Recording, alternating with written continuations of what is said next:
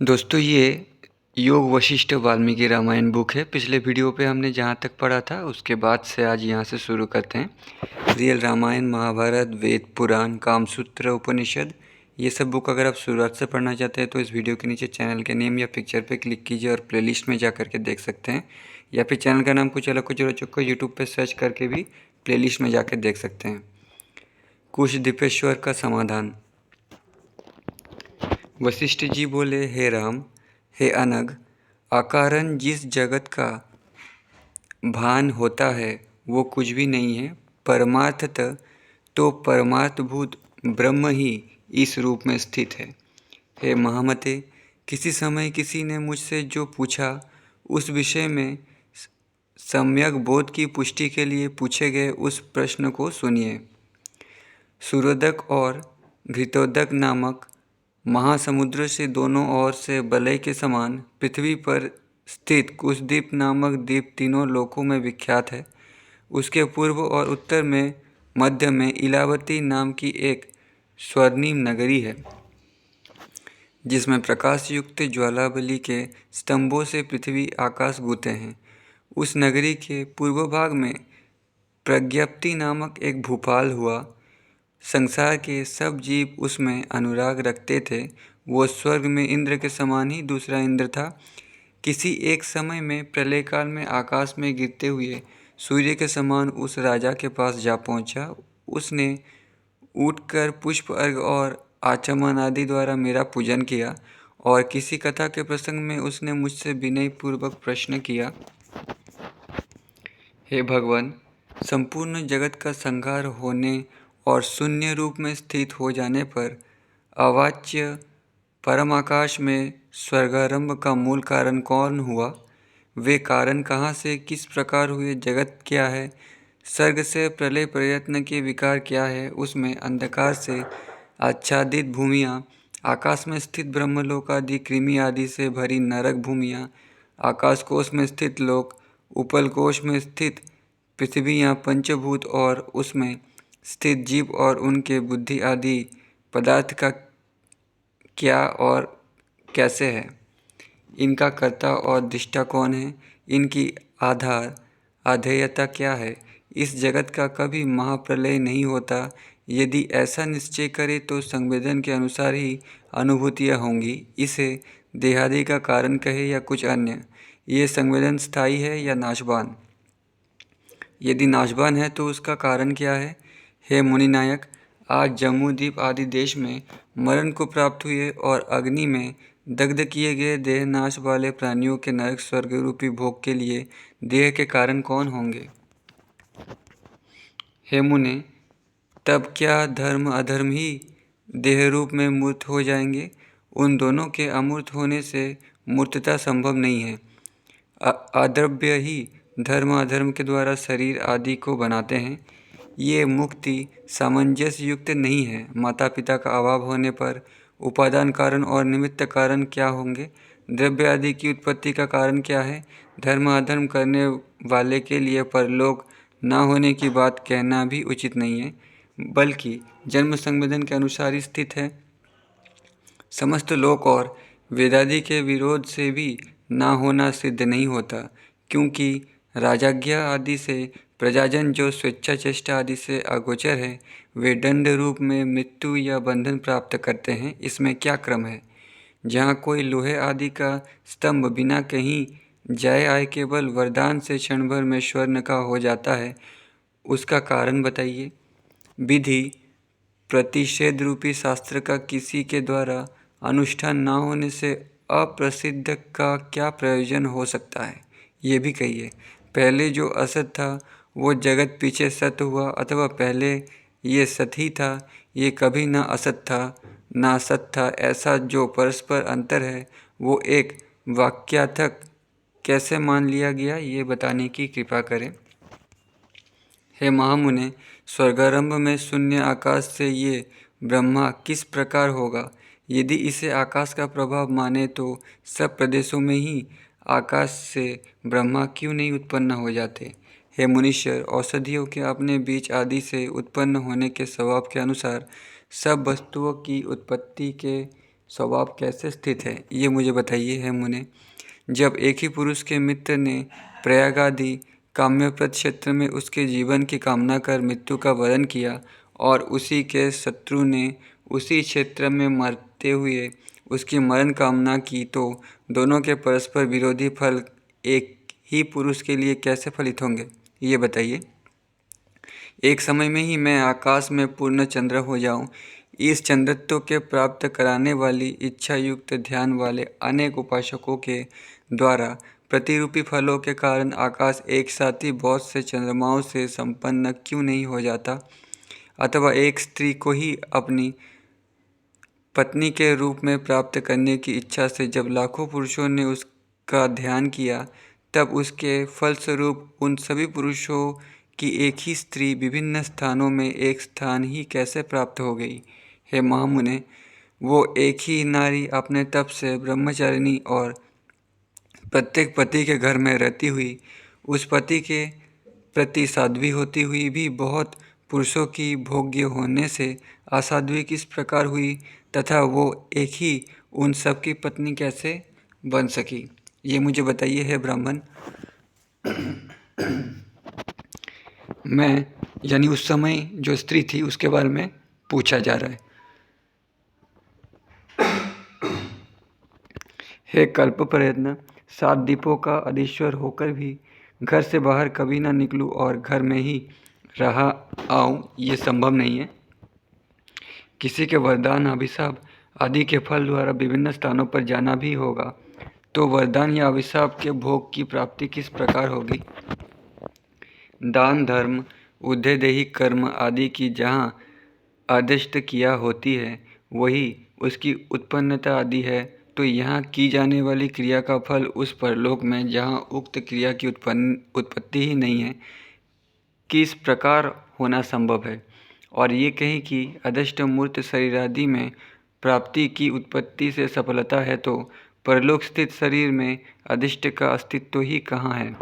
यदि कहें कि उसमें और व्यवहार करने वाले प्राणी में समवाय संबंध से उसका अधिष्ट अपने भोग स्थान पर है, तो ये कहना भी युक्त नहीं है, क्योंकि यह लोक के मूर्त पदार्थ परलोक या भिन्न काल में रह ही नहीं सकते।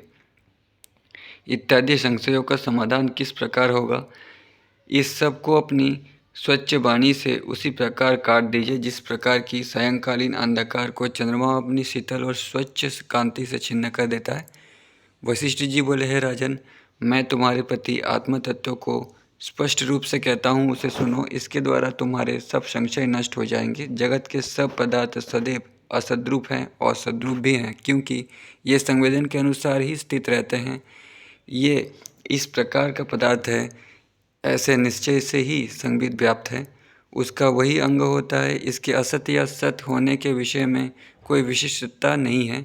संबित का यही स्वभाव है, शरीर के द्वारा ही संबित अभिव्यक्त होती है। इस प्रकार भोग के निमित्त शरीर की उत्पन्न करने वाले माता पिता आदि से कौन उपादान है और कौन निमित्त है, इसके द्वारा इसका समाधान हुआ। इसीलिए स्वप्न जागृत में शरीर का आत्म रूप में अनुभव करते हैं। इस प्रकार भ्रांति रूपी संबित ही शरीरता है, उससे अन्य नहीं है। सर्गारंभ में सब कारणों का अभाव होने से आश्रयणीय स्वप्न दृष्टा संविदात्मा ही जगत रूप में भासमान है। इस अवस्था में इस संसार में स्वप्न वैधर्म रूपी भिन्नता कौन हो सकती है। इस प्रकार ब्रह्म संज्ञक विमल संवेदन ही इस जगत रूप में भासित है। इसीलिए इस जगत में ब्रह्म से भिन्नता ही कैसे है।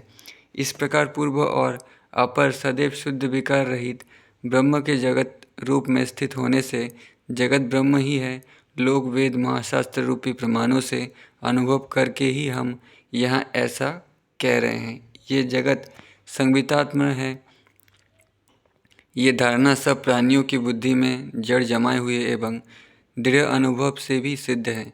तो भी जगत के नित्य संवितात्मात्र होने का प्रलाप करते हुए जो मूढ़ पुरुष अंधे कूप में मेंढक के समान नाम रूप के अनुभव को ही प्रमाण मानकर अनित्य संबित जिसका कारण देह है, वो जड़ उपादान और जड़ात्मा को गुण मानते हुए मोह में फंसे अज्ञानी जन उन्मत्त है। वे इस ज्ञान कथा में भोग लेने के सर्वथा अयोग्य हैं, क्योंकि ठीक मस्तिष्क वालों और उन्मत्त अथवा ज्ञानियों एवं मूर्खों के मध्य में चर्चा ही कैसी। जिस विद्वान कहे जाने वाले पुरुष के उपदेशों से सब संशय दूर न हो सके, वो इहलोक क्या त्रिलोक्यों में भी मूर्ख की कथा मात्र ही जाननी चाहिए। जो मूर्ख ये कहे कि ये प्रपंच प्रत्यक्ष प्रमाण वाला है, इसलिए श्रुति आदि द्वारा सिद्ध जगत का ग्रहण करना उचित नहीं, वो अपने ही युक्तिहीन सर्वमत के विरुद्ध और अभिज्ञजनों के लिए कर्णकटु एवं पाषाणवत् कठोर वचनों द्वारा विद्वजनों द्वारा अंधकूप का मेंढक एवं अज्ञानी माना गया है, क्योंकि वो विचार बुद्धि को छोड़कर प्रत्यक्ष प्रमाण में विश्वास बुद्धि से ही पशु के समान स्थित है। वेद एवं तत्वज्ञानी पुरुष प्रश्न करने पर मेरे ही समान दृष्टि का संशय नाशक रूप से प्रतिपादक करने में समर्थ होते हैं। यदि प्रत्यगात्मा संबित को ही शरीर आदि जगत मान ले तो मृतदेह भी संबित होने से चैतन्य क्यों नहीं हो रहता। जिस मूर्ख श्रोता की इस प्रकार की शंका है, उसके लिए यहाँ हम कहते हैं, जिस प्रकार तुम्हारा स्वप्न नगर है, उसी प्रकार ये जगत भी ब्रह्मरूपी परब्रह्म का स्वप्न नगर ही है। यद्यपि यह सब चिन्मात्र ही है, फिर जिस प्रकार स्वप्न नगर में चेतन भ्रांति नहीं होती, उसी प्रकार जड़ में भी नहीं होती।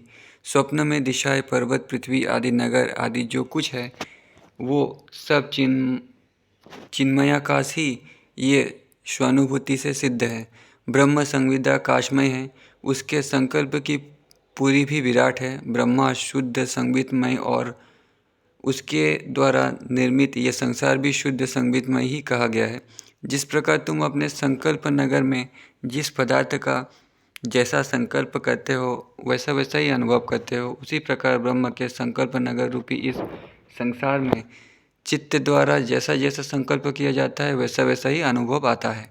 तुम्हारे संकल्प नगर में संकल्पों के अनुसार ही पदार्थ की स्थिति है। उसी के समान इस संकल्प नगर में भी जिसका जब जैसा संकल्प किया जाता है, उस समय वो वैसा ही रहता है। इसीलिए मृत शरीर की चेष्टा जीवित शरीर के समान नहीं होती।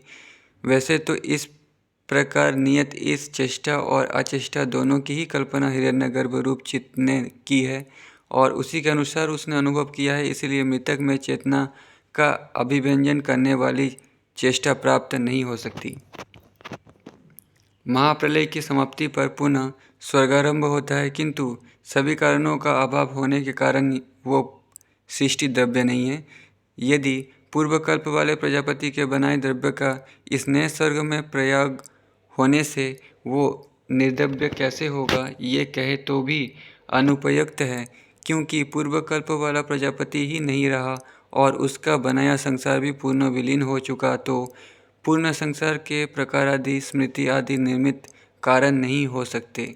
तुम्हारा ये आशय हमारे सिद्धांत से मिलता है, क्योंकि जगत के रूप में जो भासता है वो स्वयं प्रकाश ब्रह्म ही है। इसीलिए हिरण्यगर्भ के रूप में सर्वप्रथम प्रजापति ब्रह्मा स्फुरित हुए और उन्होंने स्वयं ही आकाश रूपी संकल्प नगर को जगत रूप से समझा।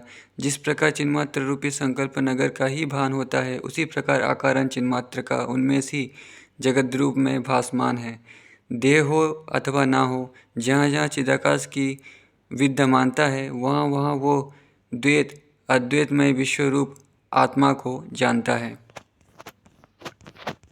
चिदाकाश जिस प्रकार स्वप्न नगर या संकल्प नगर को देखता है, वैसे ही मरण के पश्चात जगत को देखता है। जिस प्रकार स्वर्ग आरंभ से ये पृथ्वी रहित विश्व पृथ्वी आदि से युक्त प्रतीत होता है, उसी प्रकार मृतक का भी संपूर्ण विश्व पृथ्वी आदि के रहित होकर भी पृथ्वी आदि से युक्त ही भासमान होता है। जैसे बुद्धिमान पुरुष के अथवा स्वप्न से निवृत्त हुए पुरुष के स्वप्नावस्था वाले देश और काल जागृत जगत से संबंध नहीं रहते, वैसे ही परलोकगत पुरुष के भी इस लोक के देश काल परलोक में संबंध नहीं रहते। अपने द्वारा प्रत्यक्ष रूप से अनुभूत होने पर भी ये संसार बुद्धिमान के लिए उसी प्रकार कुछ नहीं है, जिस प्रकार की आकाश का कुछ कारण नहीं है। अज्ञानी पुरुष को जैसे ये असत जगत भासमान है, वैसे ही परलोक को प्राप्त हुए जीव को चिदाकाश की सृष्टि के समान लगता है। परलोक में गए हुए को ये चिदाकाश ही आकाश, पृथ्वी और यम आदि से युक्त पहले से ही व्याप्त जैसा प्रतीत होता है। मैं मरकर पुनः जीव रूप ये यमलोक को प्राप्त हुआ, अपने शुभ अशुभ कर्मों को भोगता हूँ। इस प्रकार की घोर भ्रांति को मृत पुरुष देखता है। मोक्ष के उपायों का आदर न करने वाले पुरुष का ये मोह कभी नहीं मिटता। बोध से भासना मिट जाती है तो मोह भी शांत हो जाता है।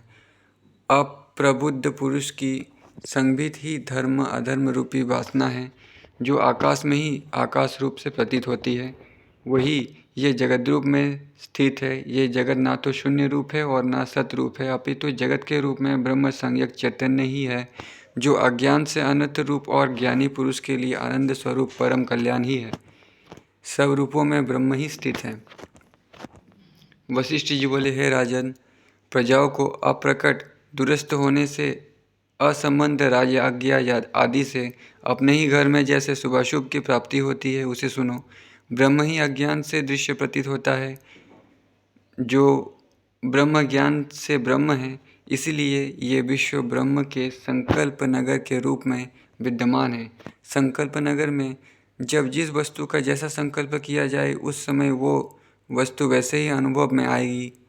तुम्हारे संकल्प में घर की सृष्टि तुम्हारे संकल्प से ही हुई है, उसी के समान ब्रह्म संकल्प वाले इस विश्व की सृष्टि ब्रह्म संकल्प से ही हुई है। अपने संकल्प नगर में तुम्हारा ये सब जैसे स्थित है और तुम उसमें जैसा संकल्प करते हो, उसे वैसे ही देखते हो। वर और शाप से संवित जैसे उस व्यवहार में समर्थ है, वैसे ही ब्रह्म संवित का होना समझो, क्योंकि वर और शाप भी तपस्वियों के द्वारा सिद्ध हो इस ब्रह्म कल्पना से संबंधित सत्य ही होता है। विधि निषेध शास्त्रों द्वारा प्रबोधित धर्माधर्म से अपनी आस्था के अनुसार जो प्रजावर्ग धर्म अधर्म का फल प्राप्त करता है, वो भी ब्रह्म के उस प्रकार के संकल्प से ही उत्पन्न होता है। शरीरों की अभिव्यक्ति के पूर्व उपलब्धि न होने के कारण ये जगत पहले असत रूप था, वही अभिव्यक्ति की प्राप्त होकर सत्य रूप प्रतीत होता है। इसका ब्रह्म संकल्प से कुछ समय तक सत्ता रूप से जो किंचित भान होता है, अर्थात सत्य रूप से प्रतीति होती है, वो उस ब्रह्म के उन्मेष निमेष होने से संसार के उदय और प्रलय ही है। राजा ने कहा, हे ब्राह्मण, ब्रह्म से संकल्प से यदि संसार सत है तो सुषुप्ति और प्रलयावस्था में प्रतीत न होकर जागृत या सर्गकाल में ही क्यों दिखाई देता है? सदैव विकार से ग्रस्त रहता हुआ ये विश्व भले प्रकाश स्थिर हुए कार्य जैसा कैसा भाषित है, ये बताने का कष्ट करिए। इस चिदाकाश के संकल्प नगर में स्थित जगत में ऐसा स्वभाव ही है कि ये सृष्टि में उत्पन्न होकर मोक्ष में प्रकट नहीं होता और फिर क्षण भर में ही प्रकट हो जाता है। बालक के संकल्प नगर के समान और आकाश स्थित केशाद्रक के समान ये सब सतरूप और असद्रूप सृष्टियाँ चिदात्मा में भाषित है। तुम संकल्प नगर को बनाकर अन्य संकल्प से तत्काल ही प्रलय संकल्प द्वारा उसे नष्ट कर देते हो। तुम्हारा ये ऐसा स्वभाव है, उसी के समान चिदाकाश के संकल्प नगर में जो उन्मेष निमेष है, वो ब्रह्म का विमल स्वभाव है। त्रिजगदाकाश संबितमय मात्र होकर आदि और अंत से रहित ब्रह्माकाश ही है, क्योंकि जगत स्वयं वो स्वयं ही है, इसलिए जो जो संकल्प करता है वो कार्य करता है। उसके अनावृत सत्य संकल्प से सैकड़ों योजन में अनेक युगों से व्याप्त कर्म परलोक आदि में निकट ही विद्यमान के समान स्वप्न सदृश ही कार्यकारी होते हैं। जैसे मणि में उसकी चमक से ही उन भजन और निमंजन का अनुभव होता है, वैसे ही चिन्मणि में जगतों के स्वर्ग और प्रलय रूप विभिन्न परिवर्तन प्रतीत होते हैं। विधि शास्त्र और निषेध शास्त्र इसका प्रयोजन लोक मर्यादा की रक्षा मात्र ही है। ब्रह्म में उत्पन्न लोक स्थिति परलोकगत प्राणी को फल देने वाली है। ब्रह्म कभी भी उदय अस्त को प्राप्त नहीं होता। ब्रह्म चिदाभास तो सदैव आत्मा में स्थित रहता है। जिस प्रकार दिष्ट और दिष्ट आदि जगत रूपी कल्पना नगर निरी कल्पना ही है, वैसे ही ये स्वयं जगत जैसा भासता है। वाणी द्वारा उसके जन्म का वर्णन करना भी यथार्थ ही है। जब चिदाकाश रूपी जीव स्वभाववश स्फुरन को छोड़कर अपने ही रूप में स्थित होता है, वो उसकी उस अवस्था को शांत करते हैं। जैसे स्पंदन और अस्पंदन वायु के स्वभाव से भी भिन्न नहीं है, वैसे ही ये स्फुरन और स्फुरन रहितता आत्मा के निर्मल और अविनाशी स्वभाव से भिन्न नहीं है। तुम्हारे कल्पनापुर के सदस्य जहाँ जरा मरण और विनाश करने वाले मणि मंत्र औषधि पृथक पृथक प्रभाव वाले होकर ब्रह्म संकल्प से ही आविर्भूत होते हैं, इसीलिए इस त्रैलोक्य के सभी पदार्थ संकल्प से ही उत्पन्न हुए हैं। हे राजन, अपने संकल्प नगर रूपी त्रैलोक्य में ब्रह्मा ही क्षण भर में विविध वस्तुओं का संकल्प करता है। तुम ऐसी कल्पना नहीं करते। बालक का क्रीड़ाओं के एक बार ही संकल्प करने के समान ही ब्रह्म अपने कार्य की कल्पना करता है। चिदघन का ये स्वयं स्वभाव है कि वो जो कुछ संकल्प करता है वो सब पदार्थ क्षण भर में ही अपने अवयवों के साथ ही सिद्ध हो जाते हैं। संकल्पित पदार्थ स्वभाववश विभिन्न रूप से अवस्थित होने पर भी ब्रह्म में चिदात्मा रूप से भासित है। उसी के समान विभिन्न आकाश के स्वभाव वाले होने पर सद्रूप से एकाकार में स्थित है।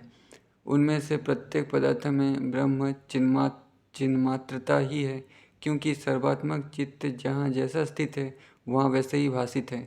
इस प्रकार अनादि अमध्य अनंत वीर्य ब्रह्म सत और असत दोनों रूप में विद्यमान है। वो सर्वात्मक होने के कारण जहाँ जो वस्तु है वहाँ उसी स्वभाव में प्रसिद्ध होकर स्थित है। अन्य संकल्प से अन्य ब्रह्मांड।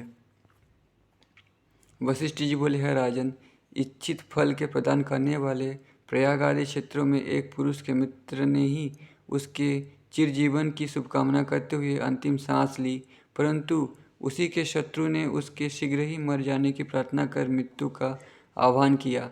तो दोनों की चिरजीवन और शीघ्र मरण रूपी विशुद्ध अभिलाषाओं की संपन्नता किस प्रकार हो सकती है? अपने इस प्रश्न का समाधान सुनो। ब्रह्म ने अपने स्वर्ग रूपी संकल्प नगर में उन प्रयाग आदि कामनाप्रद क्षेत्रों तथा अर्थ धर्म आदि के फलों का समर्थन उस अधिकारी पुरुष के हेतु ही किया है, जिसकी अभिलषित फल की सिद्धि के हेतु काम्य फलों के प्रदाता प्रयोग आदि क्षेत्र, उनमें किए गए धर्म जप तप दान स्नान यज्ञ आदि तथा उन दोनों से तथा और पुण्य से संस्कृत हुए देह, यदि ये तीनों शास्त्र सम्मत कर्मों में रत रहने वाले अधिकारी के हैं, तो उससे यहाँ मेरे द्वारा किए गए पुण्य से मेरे इच्छित फल की उत्पत्ति अवश्य होगी। इस प्रकार विश्वास से अनुष्ठान किए गए प्रयाग आदि क्षेत्रों में मरण आदि से इच्छित फल अवश्य ही निष्कृत होता है। धर्मात्मा एवं अधिकारी पुरुष को जो उपरोक्त फल की उपलब्धि बताई गई है, उसके अतिरिक्त जो पापी किंतु श्रद्धालु पुरुष हैं, उनका प्रयाग आदि पुण्य क्षेत्र में मरण होने से उत्पन्न हुए चित्ती शक्ति स्वरूप वो पुण्य क्षेत्र के महात्मा के अनुसार ही पुरुष को उसके पापों से पृथक कर स्वयं भी शांति को प्राप्त होता है। पापी पुरुष में पाप की मात्रा न्यून हो और पुण्य क्षेत्र में किए जाने वाला स्नान दान तप आदि पुण्य अधिक मात्रा में हो, तो वो प्रबल पुण्य ही उस पाप को पूर्णतया नष्ट कर श्रुति प्रतिपादित फल के प्रभाव समर्थन करता है।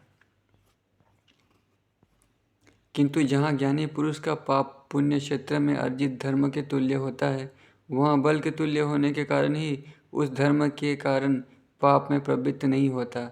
इसलिए पाप और पुण्य दोनों के भोग के लिए उसके दो देह और उनके चिदाभास भ्रांति और प्रतिभा में स्फुरित होते हैं।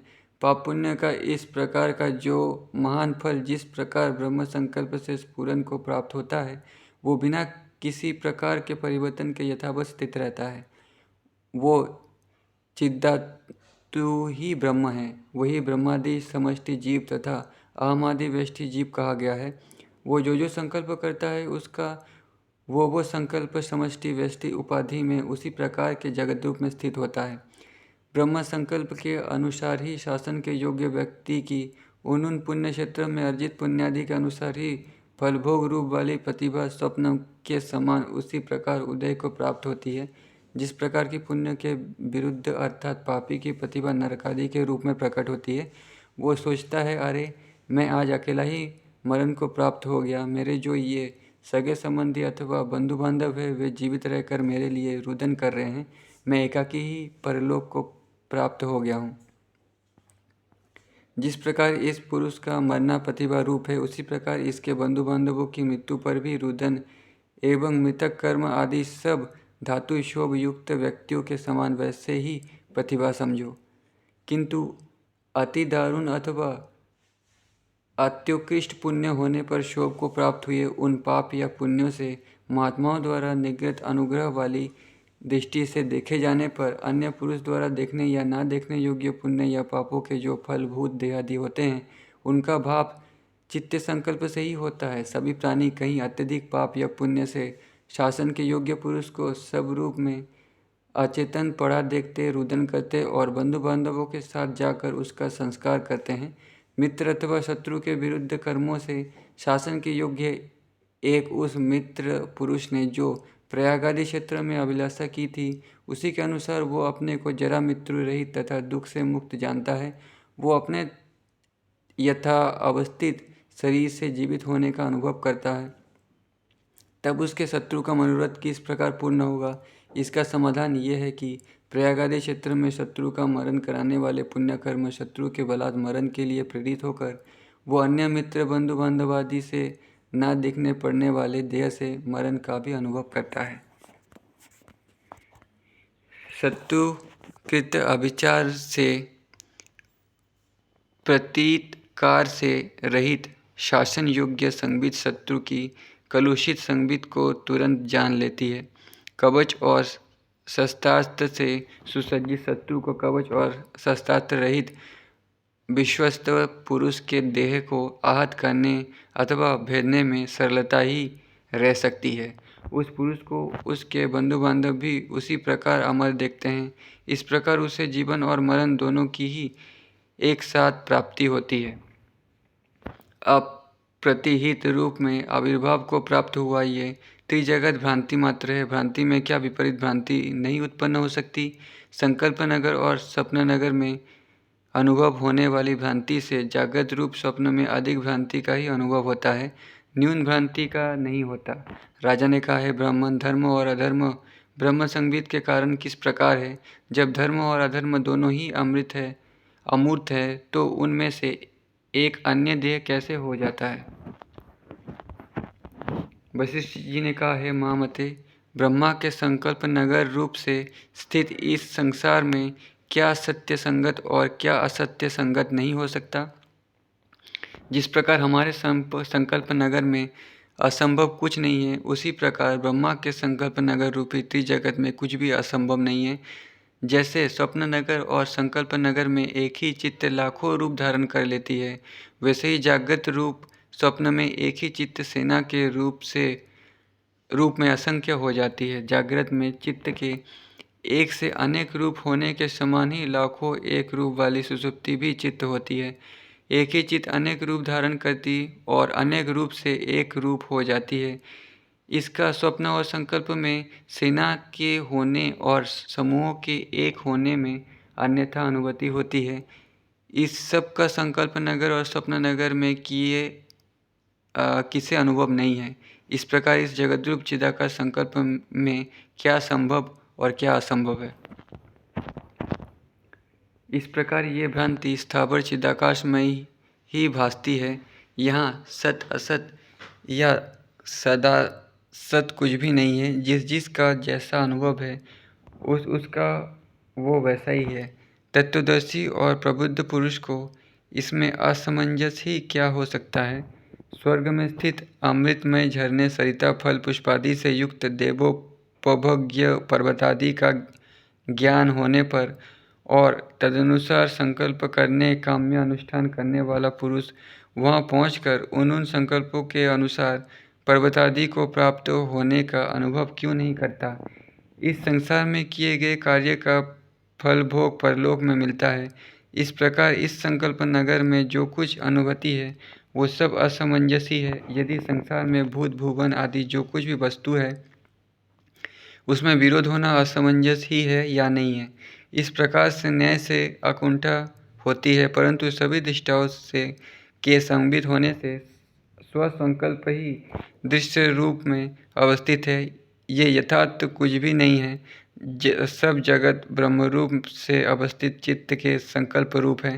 इसलिए इस असमंजसता को दूर करने वाले न्याय की स्थिति स्वप्न और संकल्प की कल्पना के आधार पर है, उसको योजना जगत में की जाती है।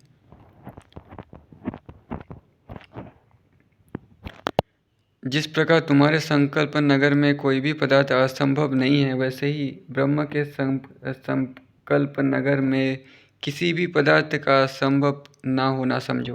ब्रह्म संकल्प में जिसकी जैसी कल्पना की गई, वो संकल्प के रहने तक उस प्रकार के ही स्वभाव और सन्निवेश से युक्त रहती है।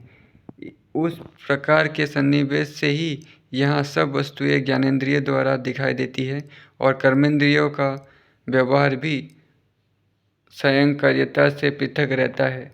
चित्त के प्रयत्न से नियत आकार वाला पदार्थ चित्त के अन्य प्रयत्न बिना अन्यथा नहीं हो सकता।